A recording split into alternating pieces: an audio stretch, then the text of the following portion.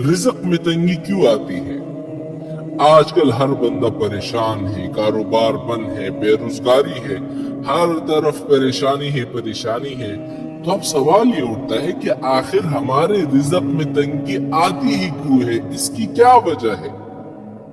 تو میرے بھائیوں، 4 باتیں میں آپ کے سامنے رکھوں گا۔ اگر ان 4 باتوں پر آپ کا مکمل ایمان ہوگا، یقین ہوگا، تو انشاءاللہ آپ کی رزق میں کبھی بھی تنگی نہیں آئے گی۔ لیکن اگر ان 4 باتوں پر آپ کا ایمان نہیں ہوگا، یا 4 میں سے کسی ایک بات پر آپ کا ایمان نہیں ہوگا، تو شاید اسی وجہ سے آپ کی رزق میں تنگی آ رہی ہوگی۔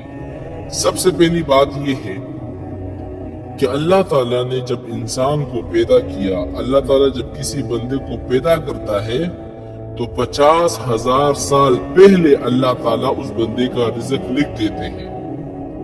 یعنی بندہ ابھی پیدا بھی نہیں ہوا، 50,000 سال پہلے اس بندے کا رزق لکھ دیا جاتا ہے۔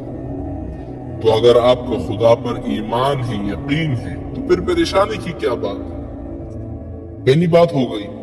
دوسری بات یہ ہے کہ اللہ تعالیٰ قرآن مجید سے فرماتے ہیں وَفِي السَّمَاءِ رِزْقُكُمْ، تم لوگوں کا رزق تو آسمانوں میں ہے، زمین میں تو ہے نہیں۔ کیا معنی؟ یعنی فیصلہ تو صرف اللہ تعالیٰ نے کرنا ہے نا۔ 2 چیزیں ہو گئی۔ تیسری چیز یہ ہے کہ اللہ تعالیٰ نے ہر جاندار، ہر مخلوق، زمین میں، آسمان میں، فضاؤں میں، ہواؤں میں، بادل میں، بحر میں، نہر میں، ان سب کا رزق اپنے ذمے لگا دیا ہے۔ سبحان اللہ۔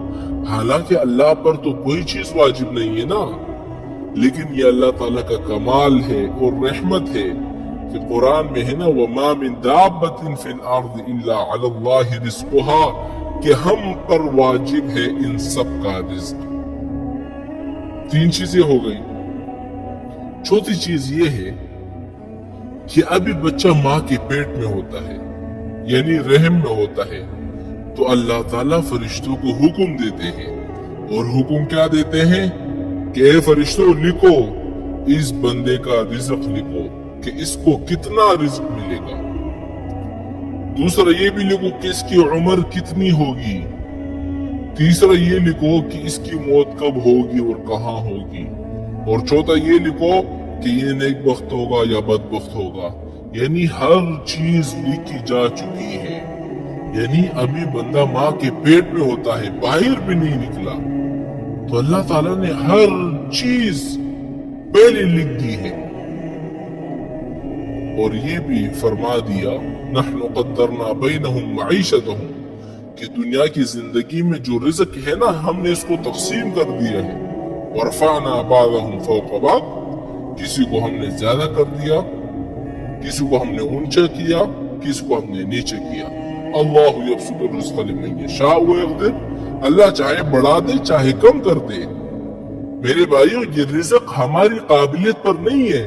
ورنہ آپ دیکھیں نا کتنے بڑے بڑے علامہ، کتنے بڑے بڑے علوم کے پہاڑ، وہ کھانے کی بھی محتاج تھے، دولت کی بھی محتاج تھے، کوئی گھر نہیں، کوئی ٹھکانہ نہیں۔ تو اگر ہمیں اللہ کی ذات پر ایمان ہے اور اللہ کے فیصلوں پر اگر ہمیں یقین ہے، تو پھر پریشان ہونے کی کوئی بات نہیں ہے۔ اس لیے ایک روایت میں آتا ہے نا کہ انسان کو جیسے اس کی موت ڈھونڈتی ہے نا، رزق بھی ڈھونڈتا ہے۔ یعنی موت اس کو ڈھونڈتی ہے کہ اس کو کہاں پر مرنا ہے، وہی اس کو موت آتی ہے۔ تو رزق بھی اس کو ڈھونڈتا ہے۔ اس بندے کو اس وقت تک موت نہیں آئے گی جب تک اس کو اس کا پورا رزق نہیں ملے گا۔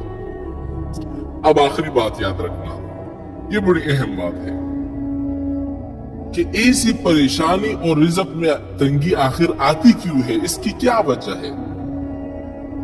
آپ اچھا خاصا کھا رہے پی رہے ہیں، بڑے کام چل رہے ہیں، کاروبار میں فائدہ ہی فائدہ ہے، ہر طرف سے نفع ہی آ رہا ہے۔ قرآن میں اللہ تعالیٰ نے ایک مثال ذکر کی ہے، پہلے میں آپ کو وہ بتا دیتا ہوں۔ ضرب اللہ مثلا كانت قرية آمنة مطمئنة، کہ ایک بستی والے تھے، بڑے سکون سے، امن سے، اطمینان سے رہتے تھے، اور ان کو ہر طرف سے رزق آتا تھا۔ کیا معنی؟ یعنی آسمان سے بارش برستی تھی، زمین سے पल निकलते थे, कारोबार में नफा ही नफा हो रहा था, हर तरफ से उनके लिए रिज़्क का इंतजाम अल्लाह ताला ने कर दिया। लेकिन आगे क्या किया?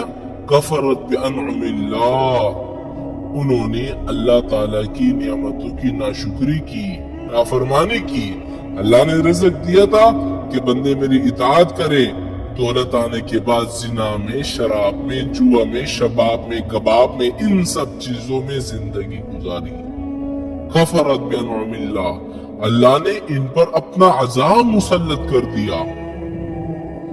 अजाब क्या मुसल्लत कर दिया? एक तो उनका रिज़्क बंद कर दिया, बारिशें बंद हो गई, फसल खत्म हो गए। और दूसरी बात यह है कि हर वक्त डरता रहता है। हाँ, हर वक्त कल क्या होगा, क्या होगा, क्या होगा। बंदे घर से नहीं निकल सकते। बच्चे अगर स्कूल जाए, माँ बेचारी गलियों में खड़ी रहती है कि मेरा बच्चा आ रहा है, कैसा होगा, कैसा नहीं होगा। दुआएं मांग रही होती कि खुदारा या अल्लाह मेरे बच्चों को सही सलामत मेरे घर आ जाए। यानी ये दो अजाब अल्लाह ताला उस बंदे पर मुसल्लत कर देते हैं। तो आप मुझे यकीन से कहे, ईमान से कहे कि ये दो अजाब आज हम पर आए हुए कि नहीं? रिज़्क बंद है, हाँ, और हर वक्त डरते रहते हैं। उसकी क्या वजह है? कुरान खुद कहता है, बिमा कानू यामलून, इन सब की वजह यह है कि जो तुमने गुनाह किए हैं ना, ये उन्हीं की सजा है। और ये भी हुजूर का फरमान है कि कोई अजाब, कोई मुसीबत, कोई परेशानी उस वक्त तक नहीं आती मगर जो तुम लोगों ने गुनाह किए होते हैं। तो अब ये रिज़्क में तंगी, ये सारा परेशानी आपके कैसे खत्म होंगे? हुजूर ने क्या फरमाया? इल्ला बितौबतिन, जब तक बंदा तौबा ना करे। इसलिए मेरे भाइयों, हमेशा याद रखें कि ये जो परेशानी है, ये जो भूख है, ये जो डर है, ये सब इसी वजह से है कि हमने अल्लाह ताला की नियामतों की नाशुक्री की। अल्लाह ताला की नियामतों में शुक्र करने के बजाय, इबादत करने के बजाय गुनाहों में जिंदगी गुजारी।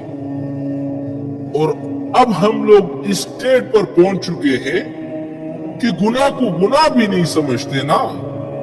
ये हमारी आखिरी हद है बर्बादी की। एक तो ये है कि